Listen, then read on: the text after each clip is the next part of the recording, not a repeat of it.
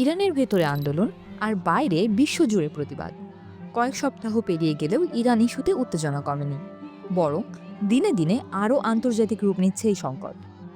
বিশ্বব্যাপী সমন্বিত day of অ্যাকশনের অংশ হিসেবে গত 14 ফেব্রুয়ারি কানাডার টরেন্টো শহরে হাজার হাজার মানুষ ইরানের বর্তমান সরকারের বিরুদ্ধে বিক্ষোভে অংশ নেন।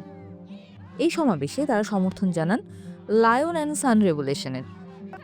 বিক্ষোভকারীদের হাতে ছিল ইরানের শেষ শাহের পুত্র রেজা পাহলভির ছবি সংবলিত পতাকা ও প্ল্যাকার্ড। মিছিলে শোনা যায় জোরালো স্লোগান, ওড়ানো হয় ইসলামিক বিপ্লবের আগের ইরানের ঐতিহাসিক পতাকা। কিছু কিছু প্ল্যাকার্ডে স্পষ্ট বার্তা ছিল, ইরানে এখনই সরকার পরিবর্তন চাই। কানাডায় নতুন জীবন শুরু করতে ইরান ছেড়ে আসা বিক্ষোভকারীরা বলেন, ইরানের মানুষ শুধু মৌলিক মানবাধিকার চায়, কিন্তু প্রতিবার গণজাগরণ হলেই পরিস্থিতি আরও ভয়াবহ হয়ে ওঠে, নিহত হয় আরও বেশি মানুষ।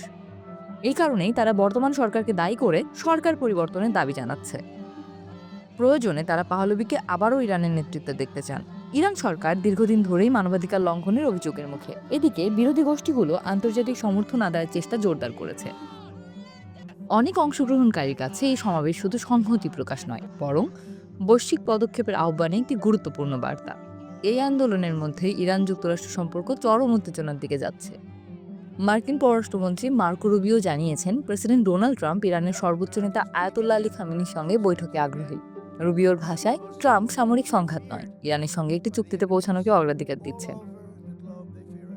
বার্তা সংস্থা রয়টার জানাচ্ছে, ইরানের বিরুদ্ধে কয়েক সপ্তাহব্যাপী বড় ধরনের সামরিক অভিযানের প্রস্তুতি শুরু করেছে যুক্তরাষ্ট্রের সেনাবাহিনী। রয়টার্সের মতে, ট্রাম্প যদি চূড়ান্ত হামলার নির্দেশ দেন, তাহলে মধ্যপ্রাচ্যে দুই দেশের মধ্যে এ যাবৎকালের সবচেয়ে ভয়াবহ সংঘাতের আশঙ্কা রয়েছে। এই সম্ভাব্য হামলার আশঙ্কায় কঠোর বার্তা দিয়েছে ইরানের রেভলিউশনারি গার্ড। তারা বলেছে, ইরানের ভূখণ্ডে আঘাত এলে পাল্টা হামলা হবে মধ্যপ্রাচ্যে থাকা জর্ডান, কুয়েত, কাতার, তুরস্ক সহ বিভিন্ন দেশে অবস্থিত মার্কিন সামরিক ঘাঁটিতে।